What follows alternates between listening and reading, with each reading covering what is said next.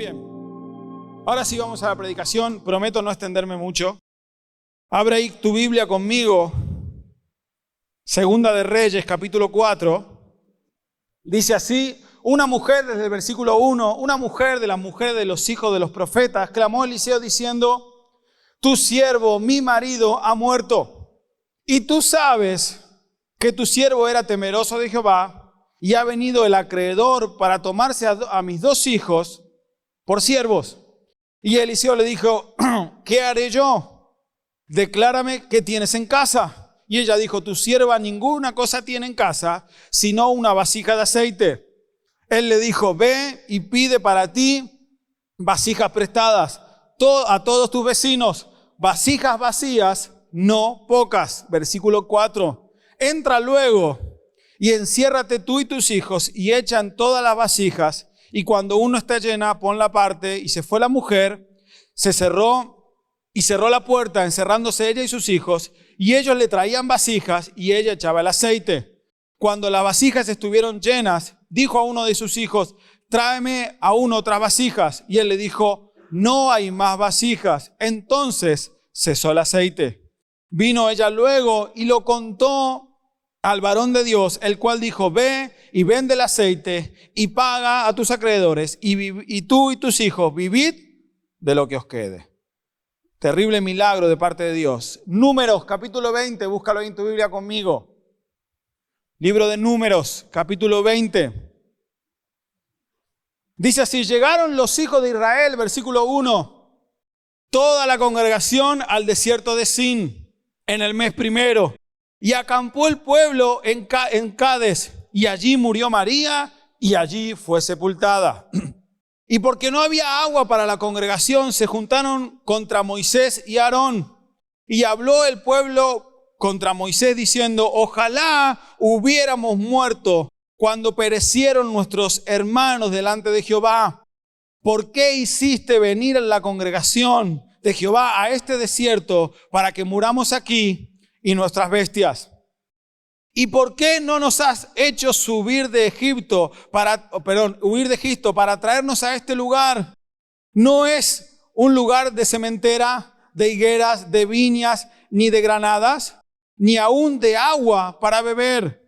Y se fueron Moisés y Aarón delante de la congregación a la puerta del tabernáculo de reunión, y se postraron sus rostros, y la gloria de Jehová apareció sobre ellos. Versículo 7.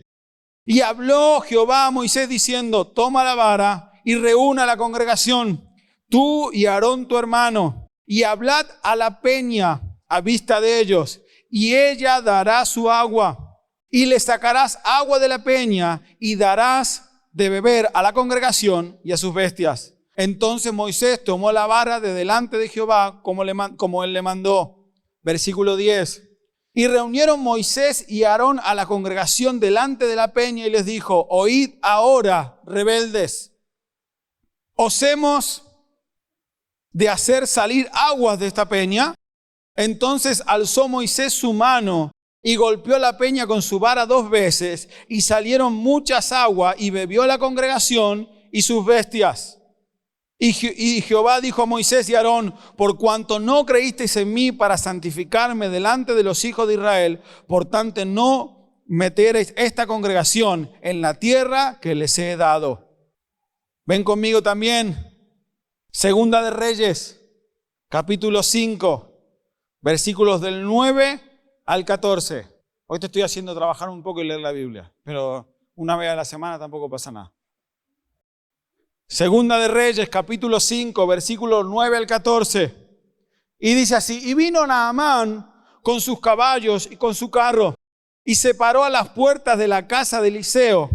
Y entonces Eliseo le envió un mensajero diciendo: ve y lávate 7 veces en el Jordán, y tu carne, se te restaurará y será limpio. Y Naamán se fue enojado diciendo: he aquí, yo decía para mí, saldrá él luego, y estando de pie invocará el nombre de Jehová su Dios, y alzará su mano y tocará el lugar y sanará la lepra. Abana y Farfar, ríos de Damasco, ¿no son mejores que todas las aguas de Israel? Si me lavare en ellos, ¿no seré también limpio? Y se volvió y se fue enojado. Mas sus criados se le acercaron y le hablaron diciendo, Padre mío, si el profeta te mandara alguna gran cosa, ¿no la harías? ¿Cuánto más diciéndote, lávate y serás limpio? Él entonces descendió y se zambulló 7 veces en el Jordán, conforme a la palabra del varón de Dios, y su carne se volvió como la carne de un niño, y quedó limpio. Bueno, en estos 3 pasajes que hemos leído, vemos algunas cosas en común. Lo primero que podemos ver en común es que los 3 pasajes nos hablan de un gran milagro de parte de Dios. El primero de ellos, un milagro de multiplicación. Una mujer que tenía solo un poquito de aceite y venían los acreedores, las personas a las que ella le debía. Su marido había muerto, el que proveía para la familia. Y el profeta le dice, muy bien, ve a recoger vasijas, tráelas a tu casa y empieza a echar aceite en las vasijas. Y milagrosamente, ese poco aceite que ella tenía se multiplicó hasta llenar todas las vasijas que esa mujer tenía en casa. Y cuando ya no hubo más vasijas, dice la Biblia que el aceite se terminó.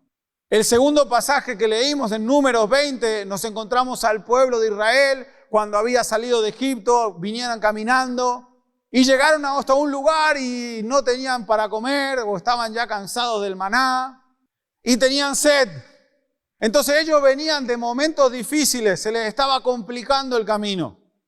Claro, ellos habían salido de Egipto creyendo la palabra de Dios que les había dado a través de ¿quién?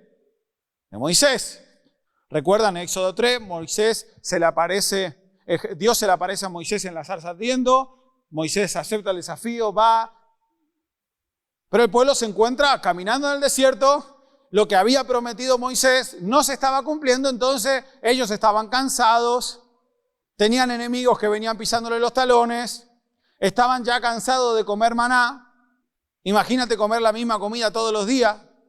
Mis hijos cuando salen del colegio, ¿saben lo primero que preguntan? ¿Qué hay de comer? Lo primero, ¿qué hay de comer? Y cuando le decís algo que no les gusta, te ponen caritas. Entonces yo, por ejemplo, a Paula, que ya tiene una edad, le digo, muy bien, hija, tranquila, no pasa nada. Llegas a casa, dejas tus cosas y te cocinan lo que quieras.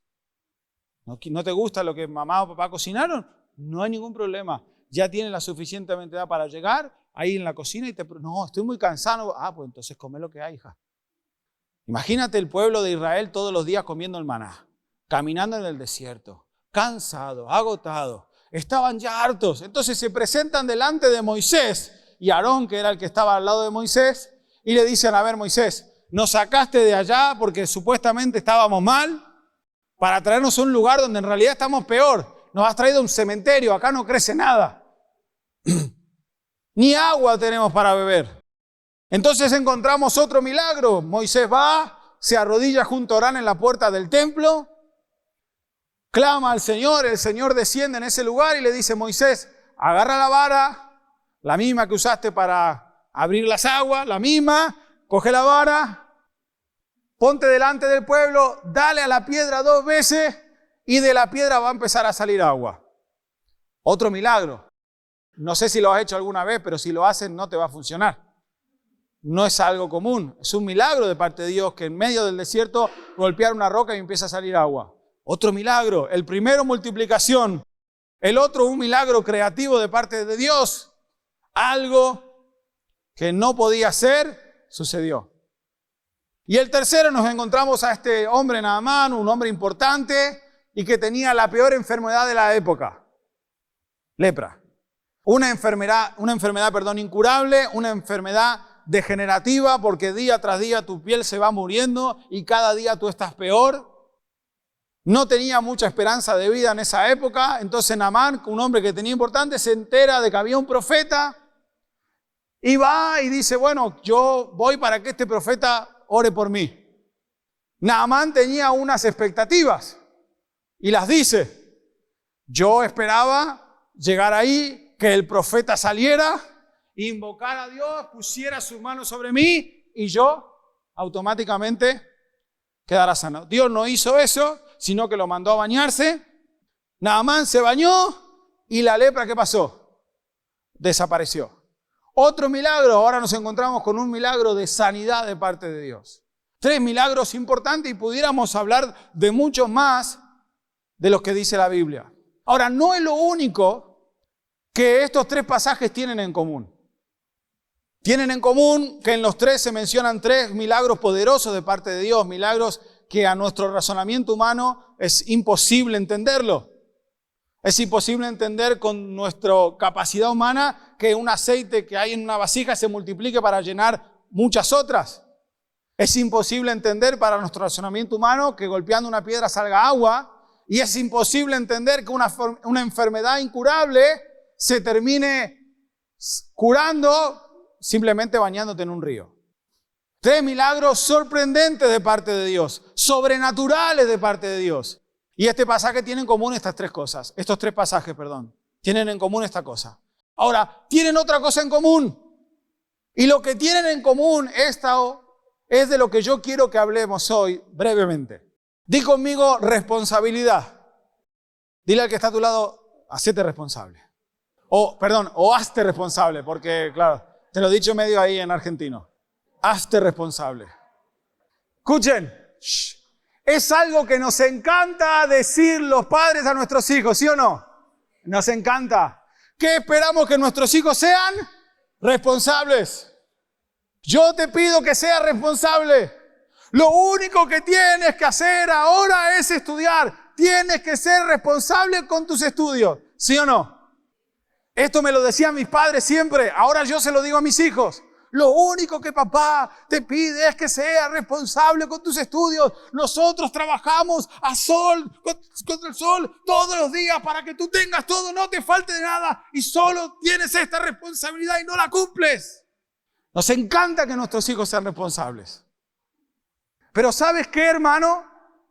Dios también espera que tú y yo seamos responsables. Y estos 3 pasajes que hemos leído nos hablan de la responsabilidad que tenemos tú y yo para que las cosas de Dios puedan suceder en nuestra vida. ¿Cuántos quieren milagros de parte de Dios? ¿Cuántos quieren experimentar cosas semejantes a las que sucedió en estos 3 pasajes que hemos leído? Yo quiero ver milagros sobrenaturales de Dios. Me encanta ver el poder de Dios obrar en mi vida, en mi familia o en la gente que me rodea. Me encanta. Y tenemos una certeza que el mismo Dios que hizo esto en esa época es el mismo Dios que está hoy presente con el mismo poder, con las mismas ganas de hacer lo mismo que hizo en esa época hoy en día. Dios sigue estando interesado en hacer milagros. Los milagros no quedaron para la época del Antiguo Testamento o el tiempo de Jesús. El poder de Dios no se limita a una época. El poder de Dios fue el mismo ayer, es el mismo hoy y será el mismo. No se gasta, no acaba, no termina. Y ese mismo Dios que hizo esto sobre esas 3 personas o familias, es el mismo Dios que estoy interesado hoy en hacer algo en tu vida. Pero Dios espera que tú y yo seamos responsables. Y si tú puedes detenerte en cada uno de estos pasajes, vas a entender y te vas a dar cuenta de que Dios hizo algo sobrenatural, de que Dios hizo lo imposible, pero exigió que a esas personas las cuales Dios quería bendecir, tenían que hacer también algunas tareas. No era más fácil que el profeta ore, bendiga a esa mujer y que automáticamente ella sea bendecida, sus deudas fueran pagadas. No era más fácil que así como caía el maná del cielo, empezara a descender el agua sin la necesidad de que Moisés tenga que golpear la piedra. ¿No era más fácil lo que Naamán estaba planteando de que el profeta saliera, orara por él y se acabara el tema? ¿Qué necesidad había en que se tuviera que zambullir 7 veces? 7. Ni siquiera una, porque te dice una, bueno, 7 veces. Tú imagínate, sumergirte la primera estás igual. Sumergirte la segunda sigues igual. Yo a la quinta, 7 veces, hermano. ¿No era más fácil lo que planteaba Naamán? Ora por mí y evitémonos todo esto. ¿Para qué? ¿No sería más fácil que simplemente nosotros orando en casa las cosas sucedieran? ¿Sí o no? Sí, no, a mí me encanta sufrir, pastor. A mí me encantan los procesos de Dios, me encantan las pruebas de Dios, me encantan, las disfruto. Es verdad que la Biblia de Santiago dice que tenemos que gozarnos en las pruebas y en los problemas. Pero a ninguno de nosotros nos gusta pasar por esos momentos. A ninguno. Ninguno de nosotros es masoquista, o quiero entender que ninguno. A mí no me gusta.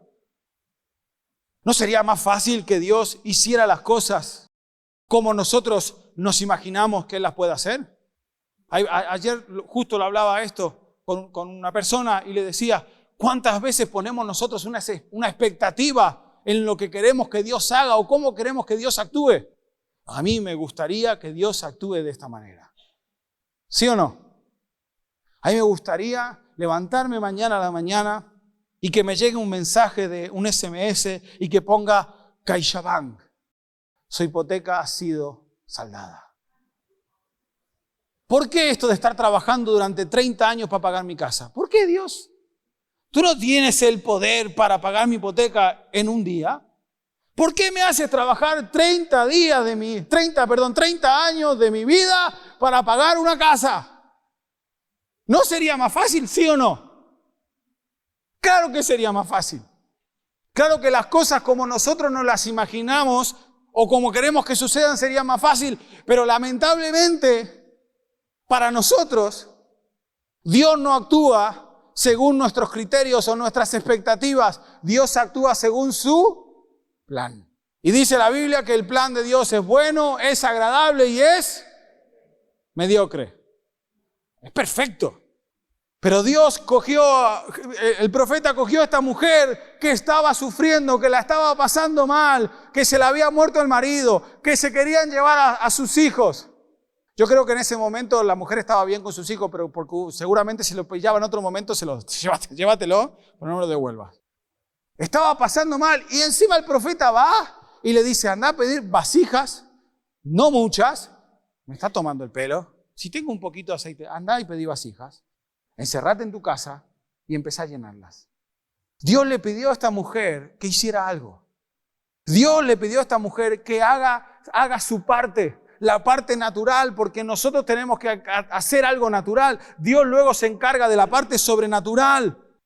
Dios luego se encarga de hacer lo que para nosotros es imposible y se nos escapa de la mano. Pero Dios hace lo sobrenatural, pero espera que yo tenga la fe que preciso, que tenga la paciencia que necesito y que le crea en sus promesas.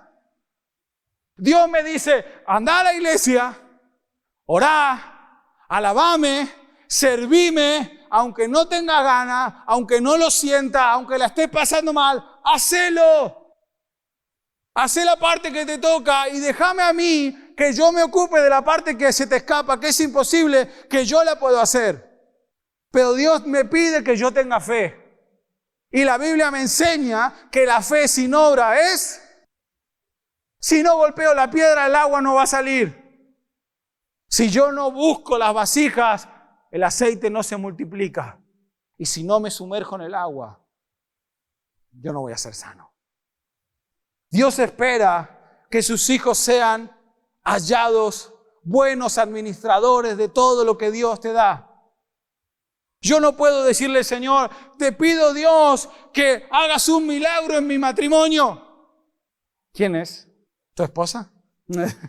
Dios espera, yo digo, Señor, en el nombre de Jesús, yo te pido que hagas un milagro en mi matrimonio. Ya no aguanto más, ¿vale? Ora al Señor, está bien que ores, que clames por tu matrimonio, pero Dios te está pidiendo a ti que seas el esposo que tu mujer necesita o la esposa que tu esposo necesita.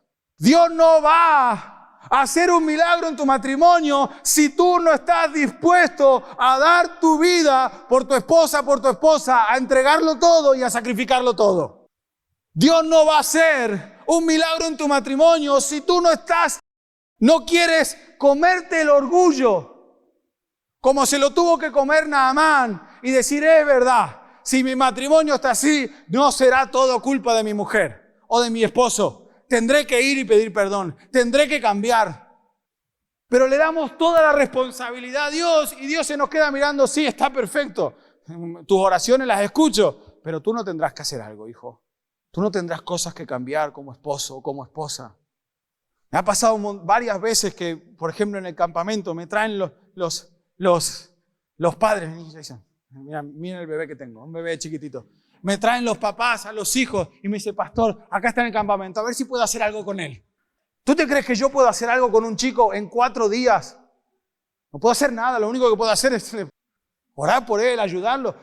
¿Me entienden? Nos quitamos la responsabilidad. A ver si puedo hacer algo con mi hijo. Nos lo tiran y arréglense ustedes, porque yo como padre ya no quiero ser responsable de esto. Tu hijo no va a cambiar. Si tú no te haces responsable de la parte que te toca como papá o como mamá, de ser el mejor ejemplo para ella, de ser la guía espiritual que él o ella necesita, si tú no eres capaz de compartir tiempo con ellos, ¿cómo puedes esperar que Dios haga un milagro en ellos? Porque ellos no están viendo a Dios a través tuyo. ¿Quieres que tus hijos conozcan a Dios, amen a Dios, cambien? Pues sé el papá o la mamá que tus hijos necesitan. Sé responsable. No le des todo el trabajo a Dios. Luego Dios hará el milagro que tiene que hacer en su corazón, en su mente y lo que a ti se te escape. Pero Dios espera que tú seas responsable. Dios espera de que tú hagas tu parte. Él está dispuesto a hacer el milagro. Pero a tu parte, Señor, bendíceme económicamente. ¿Estás trabajando? No. No estoy trabajando. Pues no te va a venir la bendición, hijo. La Biblia es clara. El que no trabaja, esfuérzate, estudia, trabaja, haz, para que Dios pueda bendecirte. No, es que mi jefe no me valora, no me sube el sueldo. Pero llegas tarde todos los días a trabajar, con una cara de no tengo ganas de levantarme. ¿Cómo te van a subir el sueldo y te van a dar más responsabilidad? Es imposible.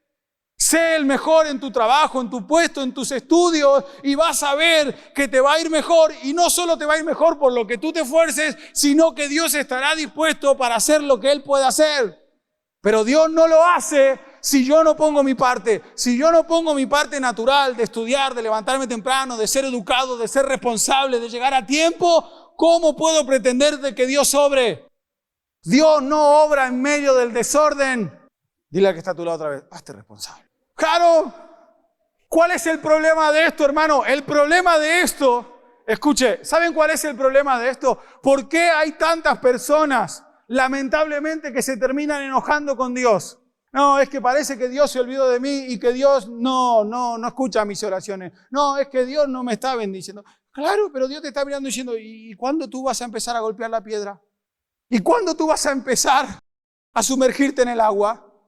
Porque yo mi palabra te la he dado, mis promesas están ahí, pero tú ¿cuándo vas a empezar a llevar una vida íntegra, recta, en oración, leer la Biblia? ¿Cuándo vas a empezar? Y el problema de no hacernos responsables es que le echamos la culpa a otro y muchas veces se la echamos a Dios. Oh, pastor, le traje a mi hijo 4 días en el campamento, no cambió nada, devuélvame el dinero. Ya no va a ningún campamento más. Ya no va a ir más a la iglesia, porque parece que en esta iglesia no, el Señor... No, yo puedo aquí hacer lo que podamos, pero tú en tu casa, ¿qué estás haciendo? Oras con tus hijos, ven el mejor ejemplo como papá o como mamá, pues entonces no esperes que salgan cosas que no pueden salir si tú no estás haciendo lo que tienes que hacer. Responsable, porque Dios quiere obrar. Te lo vuelvo a repetir, el mismo Dios que hemos leído de estos 3 pasajes, podemos leer un montón de otros más, es el mismo Dios que está hoy, con el mismo poder y con las mismas ganas de hacer milagros. Pero Dios está esperando. Y Dios está mirando a ver quién se está haciendo responsable aquí. A ver quién realmente está sacrificándose por su familia, por su casa. A ver a quién puedo bendecir. ¿Quién está dando la talla? Cuando eso sucede, entonces le damos esa libertad al Espíritu Santo para que Él pueda hacer. No es que Dios no pueda obrar con poder en mi vida. Dios puede hacer lo que quiera, cuando quiera y como quiera. Pero te lo vuelvo a repetir, Dios jamás obra dentro de un desorden. Génesis, empieza a leer Génesis. Lo primero que hizo Dios con el mundo, ¿qué fue? Ordenarlo. Una vez que lo ordenó, lo empezó a llenar. Pero primero lo ordenó. Vamos a poner cada cosa en su lugar y luego empezamos a bendecirla. Voy a poner en mi vida de oración en orden, voy a poner mi vida matrimonial en orden, voy a poner lo que hago ocultas en orden. Vamos a poner mi vida en orden, voy a ser una persona íntegra, voy a empezar a obedecer la palabra de Dios, voy a empezar a congregarme, voy a empezar a adorar a Dios, voy a empezar a servirle. Entonces voy a poner mi vida en orden y Dios dirá, mira, ahí hay un responsable o una responsable. Voy a bendecirle. Este va a ver mi milagro. Y eso es lo que yo quiero decirte en esta mañana. Hacete responsable. Escucha, mira lo que te voy a decir. Ni siquiera le eches la culpa al diablo por lo que te pasa. El diablo es malo, el diablo es cochino, el diablo es nuestro enemigo. Pero el diablo no hace nada en mi vida si yo no lo dejo. No estoy diciendo nada que no lo diga la Biblia. Si yo no le doy autoridad al diablo sobre mí, el diablo no puede hacer nada en mi vida. Y si el diablo tiene algún área de mi vida, es porque yo en algún momento de mi vida él dice, mira, esto te doy la autoridad para que empieces a obrar. No le eches la culpa al diablo. ¿Quieres esto? Pues reprende al diablo y cambia. Confiesa tu pecado, confiesa tu error. Como hablábamos con los jóvenes ayer, acércate a una persona y pide ayuda. Necesito que me ayudes en esto porque me he dado cuenta que esta área en mi vida está desordenada. Y si está desordenada, Dios no me la puede bendecir. Y yo quiero la bendición de Dios. Yo quiero la bendición de Dios. ¿Quieres la bendición de Dios para tu matrimonio, para tus hijos, para tu casa? Hacete responsable. No seas orgulloso. Sé autocrítico. Yo me estoy haciendo mayor. Cada vez repito más las cosas. Pero lo que estoy repitiendo muchas veces a la gente últimamente es qué bueno es hacernos preguntas. Y qué miedo nosotros muchas veces les tenemos a las preguntas porque conocemos la respuesta. Pero qué bueno es ser autocríticos. ¿Por qué estoy así? ¿Por qué mi matrimonio y mi casa está de esta manera? ¿No habré hecho algo mal yo? Porque el orgullo es un obstáculo. Y la Biblia en numerosas ocasiones nos habla de lo que produce el orgullo a nosotros. El orgullo en nosotros produce una dureza de corazón. Y cuando hay dureza de corazón, el corazón no es moldeable para el cambio. Señor, tengo que ser autocrítico. No será siempre la culpa de los demás, No será siempre la culpa de mi esposa. No será siempre mis hijos. Algo tendré que ver yo en todo esto, ¿no? Voy a tener que revisar cómo estoy siendo como papá. Voy a tener que revisar cómo estoy siendo como marido, como marida. Como esposo, perdón. Como esposa, marida. Es que es una broma en mi casa. Pero voy a tener que revisar cómo está siendo mi compromiso con Dios. Si mi compromiso con Dios es venir a la iglesia un domingo sí y 2 no. Si mi servicio a Dios, lo que yo puedo hacer para el reino de Dios, es cuando me apetece, cuando quiero, ¿qué puedo pretender que Dios haga en mi vida? Es poner unas expectativas que Dios no va a cumplir. Porque no es que no me quiere, me quiere. Pero hay algo que Dios no negocia y son los tiempos. Es su palabra. Si tú lees la Biblia, te vas a encontrar que lo que conmovió a Dios en cada momento es los corazones de las personas. Aquí hay un corazón. Estoy buscando un corazón. Tengo ganas de destruir todo, pero si encuentro algún corazón bueno, que me ame, que quiera, yo estoy dispuesto a bendecir. Pero un corazón dispuesto a. Y es lo que Dios está buscando en nosotros. Los milagros bíblicos, las promesas bíblicas no son simplemente algo que nosotros leemos de vez en cuando y creemos que pueden pasar, pero que nos tenemos que resignar a que nunca van a pasar en nuestra vida. Eso son mentiras del diablo. Todo lo que está escrito en la Biblia, todo lo que Dios te promete, Él lo quiere cumplir. Y si lo dice, es porque lo quiere hacer y está dispuesto a hacerlo. ¿Pero no tendré algo yo que hacer también? Responsable. Hacerme cargo de lo que me toca y dejar a Dios que Él haga lo que Él quiera hacer. Pero yo voy a orar, yo voy a leer la Biblia, yo voy a venir a la iglesia, voy a adorarle aunque no tenga razones para hacerlo, no tenga ganas. Voy a servirle aunque me cueste y no tenga fuerzas, no tenga tiempo, lo voy a hacer. Voy a ser el mejor esposo aunque yo pueda entender que mi esposa no se lo merezca. Voy a ser el mejor padre aunque mis hijos no se lo hayan ganado. Lo voy a hacer. Yo voy a hacer lo que me toca. Y lo que parece imposible, se lo voy a dejar a Dios, que de eso Él sabe. Lo que parece que no puede cambiar, Dios tiene experiencia con eso. A Dios se le da bien hacer cosas que parecen imposibles para nosotros, pero para Él son fáciles. A Él se le da bien. Eso dejémoslo al Señor. Pero lo que tenemos que hacer aquí en la tierra, lo que nos toca a nosotros, hagámoslo. Para que Dios pueda hacer lo que Él quiere hacer. Y el objetivo de este mensaje, de las palabras que te he dicho, es hacerte pensar. ¿Por qué todavía no estoy viendo aquello que quiero ver? ¿Por qué todavía no he alcanzado aquello que estoy esperando alcanzar? ¿Será que no estoy haciendo lo que tengo que hacer? ¿Será que he dejado en manos de Dios todo y estoy sentado esperando? ¿No me tocará ir y recoger vasijas, coger la vara, sumergirme en el agua? Quiero hacerte pensar en esta mañana para que puedas descubrir aquellas áreas en tu vida en las que Dios te está pidiendo que te hagas responsable. Como te he dicho hace un rato, no te preocupes por lo que parece imposible, eso se puede encargar Él. Él te está pidiendo hoy que tú hagas lo que te toca hacer, lo que está en tu alcance, lo que está en tu mano, que lo puedes hacer. Y si crees en Él y haces tu parte, ten por seguro que Él va a bendecirte. Y aquello que parecía imposible, al final va a terminar ser posible. ¿Por qué? Porque tú hiciste tu parte y Dios se encargó de la suya.